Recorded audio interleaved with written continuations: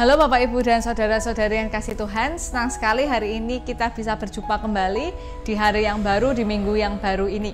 Nah, kita akan bersama-sama merenungkan firman Tuhan, tetapi sebelumnya mari kita berdoa. Terima kasih Tuhan untuk setiap penyertaan Tuhan di dalam kehidupan kami. Terima kasih karena Tuhan selalu menopang, Tuhan selalu menguatkan di dalam kami menjalani kehidupan.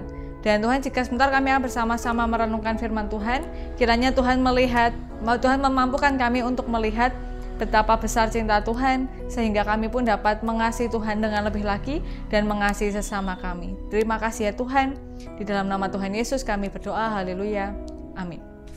Bacaan kita pada hari ini berdasarkan Kejadian pasal 17. Kejadian pasal 17, ayat yang pertama hingga ayat yang ke-11. Kejadian pasal 17 ayat yang pertama hingga ayat yang ke-17. Namun pada hari ini saya akan membaca di seluruhnya. Jadi saya nggak mau potong-potong.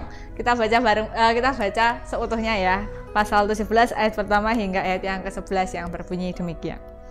Ketika Abram berumur 99 tahun, maka Tuhan menampakkan diri kepada Abram dan berfirman kepadanya, "Akulah Allah yang Maha Kuasa, hiduplah di hadapanku dengan tidak bercela. Aku akan mengadakan perjanjian antara aku dan engkau, dan aku akan membuat engkau sangat banyak." Lalu sujudlah Abram dan Allah berfirman kepadanya, "Dari pihakku inilah perjanjianku dengan engkau. Engkau akan menjadi bapa sejumlah besar bangsa. Karena itu namamu bukan lagi Abram, melainkan Abraham. Karena engkau telah kutetapkan menjadi bapa sejumlah besar bangsa. Aku akan membuat engkau beranak cucu sangat banyak.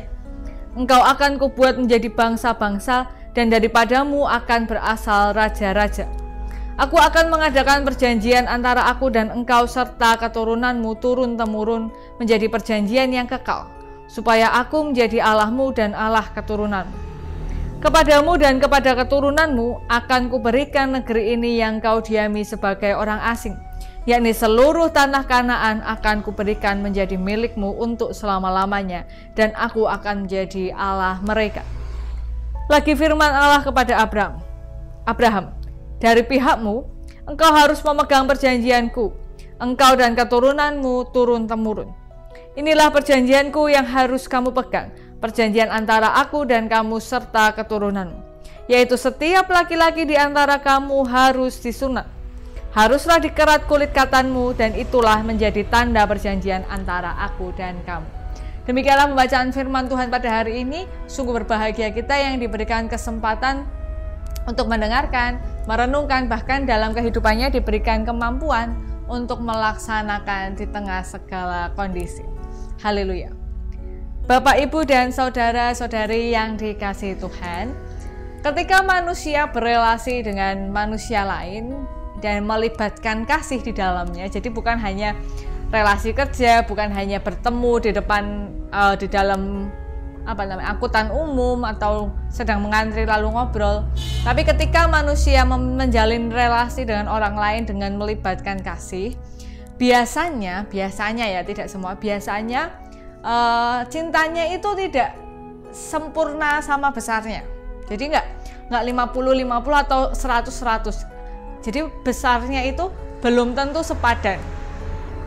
Mungkin dalam hubungan orang tua dan anak, mungkin ada orang tua yang mengasihi anak lebih besar daripada anak mengasihi orang tua. Tapi dalam kasus tertentu mungkin juga ada anak mengasihi orang tua lebih besar dibandingkan kasih orang tua ke anak. Jarang ada yang sama gitu. Orang tua mengasihi anak sama dengan kasih anak ke orang tua. Itu terlihat dari perhatiannya, dari pengorbanannya, dari apa yang dilakukan, itu kasihnya itu terlihat tidak imbang gitu. Jadi ada yang lebih berat. Begitu juga misalnya antara suami istri atau pasangan, mungkin suaminya mengasihi istrinya lebih dalam ketimbang istrinya mengasihi suaminya. Begitupun ketika istrinya mengasihi suaminya mungkin lebih dalam daripada suaminya. Ini bukan persoalan salah atau benar ya, yang mengasihi lebih dalam itu lebih benar daripada yang tidak. Tapi kan dua-duanya mengasihi, hanya memang bobot pengorbanan, bobot perhatian, bobot, macam-macamnya memang berbeda. Dan memang begitu manusia. Dalam persahabatan juga begitu. Ada yang mau mengorbankan seluruh waktunya, nanti ketika gantian gitu dia butuh waktu yang temennya nggak mau. Ya memang begitu relasi antar manusia. Ada perbedaan dalam hal mengasihi, dalam tolak ukur beratnya, bobotnya. Bukan berarti tidak mengasihi. Nah, ini antara manusia dengan manusia, apalagi Allah dengan manusia. Dari bacaan yang kita baca ini terlihat siapa yang lebih mengasihi. Tentu Allah lebih mengasihi, karena di ayatnya yang pertama Tuhan menunjukkan diri kepada Abram. Dan ini bukan sembarang orang ya. Jadi ini Tuhan itu menunjukkan diri kepada Abram, berinisiatif untuk mengadakan perjanjian antara Tuhan dan Abram. Oke lah, taruhlah memang Abram hidupnya saleh di hadapan Tuhan, tetapi orang itu hidupnya saleh kan memang sudah sebuah kewajaran ya. Maksudnya ya orang itu hidupnya baik ya itu wajar gitu. Namanya orang, manusia diciptakan segambar dan serupa dengan Tuhan. Tuhannya baik luar biasa, ya manusianya ya wajar gitu. Ketika baik, ketika salah ya wajar kan. Ya itu yang normalnya kan gitu. Normalnya manusia itu baik. Tapi karena ada dosa, sekarang normalnya manusia itu berdosa. Padahal enggak, normalnya manusia itu baik. Nah, ya Abram saleh, Abram baik itu bukan hal yang luar biasa, harusnya itu normal gitu. Yang luar biasa adalah Tuhan yang Maha Kuasa, Tuhan yang empunya langit bumi dan segalanya ini mau mengadakan perjanjian dengan seorang manusia biasa. Kan keren begitu. Itu kan cinta kasih yang luar biasa. Kita aja suka kagum, sering kagum ketika ada pangeran, ada raja-raja itu mengasihi atau jatuh cinta kepada orang biasa. Kita merasa kagum, kita merasa heran. Nah, apalagi ini ketika Allah jatuh hati mengasihi, bukan jatuh hati yang seperti itu ya, mengasihi manusia dengan luar biasanya, bahkan berkenan mengadakan perjanjian antara Tuhan dengan manusia. Dan Tuhan mengawalinya begini: Akulah Allah yang Maha Kuasa, hiduplah di hadapanku dengan tidak bercela. Jadi dasar dari perjanjiannya adalah yang pertama Allah Maha Kuasa. Karena itu kalau manusia punya perjanjian dengan Allah, maka sewajarnya manusia itu hidupnya tidak bercela. Ini adalah pola logika atau pola berpikir yang sangat rasional. Karena kalau kita bayangkan, kita pikirkan ya, kalau ada suami istri, pasangan menikah begitu kan, memang sudah sewajarnya yang satu itu setia dan hidupnya itu menjaga kesetiaannya. Nah, kita kalau perjanjian sama Tuhan ya, hidup kita harusnya menjaga kesetiaan kita di hadapan Tuhan, ya nggak bercela harusnya, tidak berdosa, tidak melakukan dosa harusnya kan. Ya kan logika berpikirnya memang seperti itu. Nah, perjanjiannya apa sih? Perjanjiannya dari pihak Allah kepada Abram ini menarik sekali. Dari pihak Allah kepada Abram, Tuhan akan menjadikan Abram bapa di atas banyak bangsa. Jadi bapa dari segala bangsa, dan bangsa-bangsa ini juga adalah bangsa-bangsa yang besar, dan menjanjikan bahwa nanti keturunannya akan menjadi bangsa yang besar, dan dari keturunan itu akan muncul raja-raja. Ini perjanjian dari pihak Allah. Jadi Tuhan itu bukan hanya berjanji untuk menjaga dan mengasihi Abram, tapi bahkan sampai ke keturunannya. Dan Tuhan menjadikan keturunannya juga orang-orang yang besar. Nah, selain itu Tuhan juga menjanjikan tanah tempat mereka tinggal sebagai orang asing akan menjadi tanah milik mereka. Keren kan? Ini janji Tuhan kepada Abram. Lalu apa? Timbal baliknya adalah ya Abraham dan keturunannya punya satu penanda, yaitu harus disunat gitu kan. Yang laki-laki dikitan, yang perempuan nggak ada, karena memang budayanya patriarkal, jadi tolok ukurnya hampir selalu adalah laki-laki. Nah, kemudian dari itu, dari perjanjiannya saja itu kan sudah terlihat jelas bahwa Tuhan itu mengasihi Abram lebih mengasihi Abram daripada Abram mengasihi Tuhan. Tuntutannya itu bukan tuntutan ya, timbal baliknya itu nggak sepadan. Tuhan tuh memberikan banyak sekali, sedangkan Abram dan keturunannya hanya perlu punya identitas, perlu punya tanda.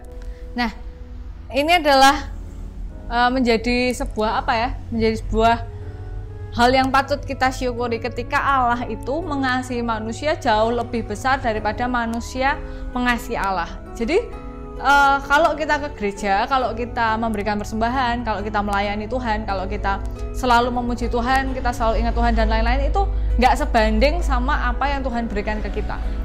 Tuhan mencukupkan kebutuhan kita, Tuhan menyertai kita, Tuhan menolong kita, Tuhan menyelamatkan kita, dan segala yang diberikan kepada kita ini kan sebenarnya adalah milik Tuhan. Jadi nggak sebanding gitu loh, Tuhan mengasihi kita dengan kita mengasihi Tuhan. Jadi nggak, yang pertama kalau begitu, yang pertama adalah mari mengingat, akulah Tuhan Allahmu dan hiduplah dengan tidak bercela di hadapan Tuhan. Ini adalah hal yang kita bisa lakukan, yaitu hidup tidak bercela di hadapan Tuhan.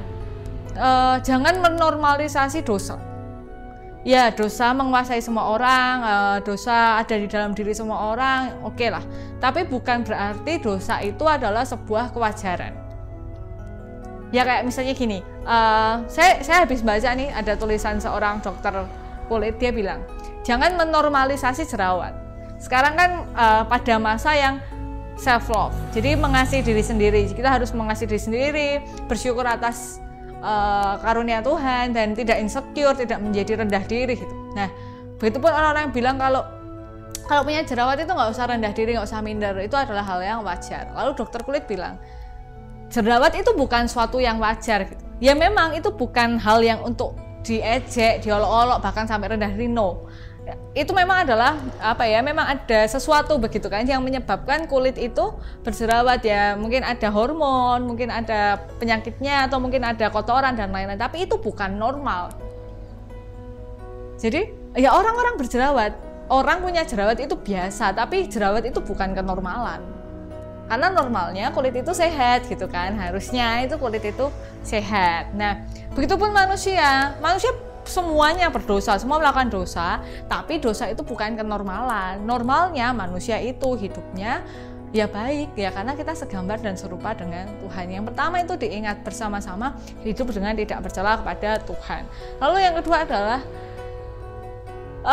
jalani apa ya, karya kita bersama Tuhan itu harusnya penuh sukacita, karena Tuhan itu memberikan lebih besar daripada yang kita berikan kepada Tuhan. Tuhan itu memberikan lebih banyak, lebih mewah daripada yang mampu kita berikan ke Tuhan. Jadi kalau melayani di gereja lalu merasa lelah, melayani di tempat kerja itu merasa lelah, melayani di, ya pokoknya melayani Tuhan dengan dimanapun kita berada, atau bahkan merasa kecewa sama Tuhan karena Tuhan memberikan, kok Tuhan mengizinkan masalah ABC terjadi, itu kayak nggak sebanding. Karena Tuhan itu mengasihi kita itu luar biasa.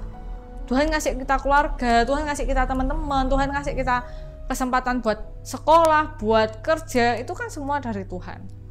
Jadi ya mari kita melihat bahwa ini semua tuh karena cinta Tuhan. Dan ini tidak pernah sebanding dengan cinta yang kita berikan kepada Tuhan. Jadi tetap belajar mengasihi Tuhan. Mari kita berdoa.